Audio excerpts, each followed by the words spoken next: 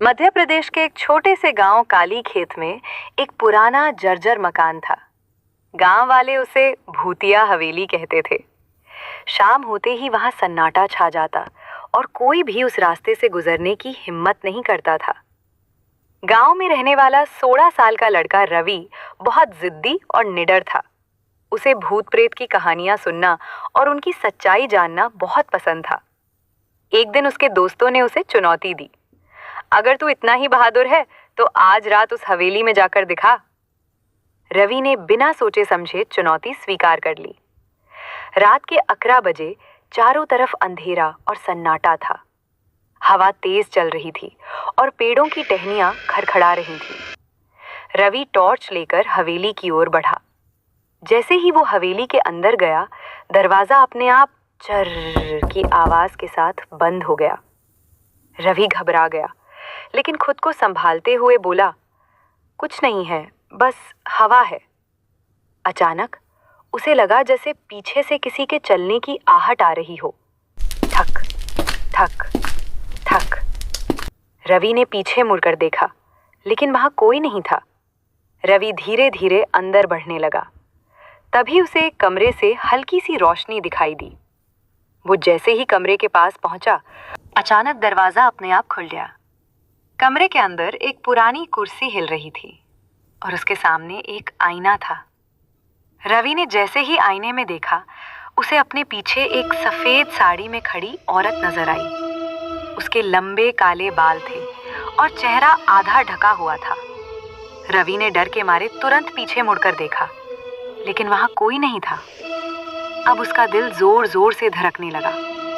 तभी एक धीमी डरावनी आवाज गूंजने लगी, यहाँ कोई है? रवि कांपते हुए बोला, कौन है? आवाज फिर आई, तुम यहाँ क्यों आए हो? रवि ने हिम्मत जुटाकर कहा, मैं बस देखने आया हूं। अचानक कमरे का दरवाजा जोर से बंद हो गया और वही सफेद साड़ी वाली औरत धीरे धीरे उसके सामने प्रकट होने लगी। वो औरत अब पूरी तरह सामने थी।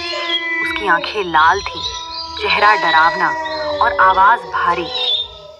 मैं इस हवेली की मालकिन हूं और जो भी यहां आता है वापस नहीं जाता।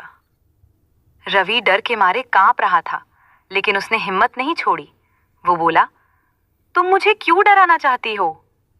चुड़ैल कुछ पल के लिए चुप रही, फिर उसकी आवाज धीमी हो गई, क्योंकि मैं अकेली हूं। रवि को ये सुनकर हैरानी हुई। चुड़ैल ने बताया कि कई साल पहले वो इस हवेली में अपने परिवार के साथ रहती थी। गांव वालों ने गलतफहमी में उसे चुड़ैल समझकर मार दिया।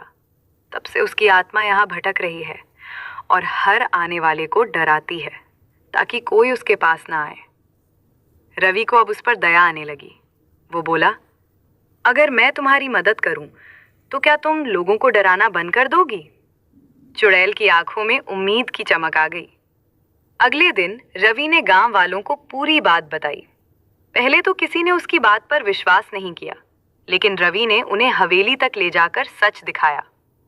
गांव के बुजुर्गों ने मिलकर पूजा करवाई और उस आत्मा की शांति के लिए प्रार्थना की। धीरे धीरे हवेली का डर खत्म होने लगा। कुछ दिनों बाद रवि फिर से हवेली गया। सब कुछ शांत था।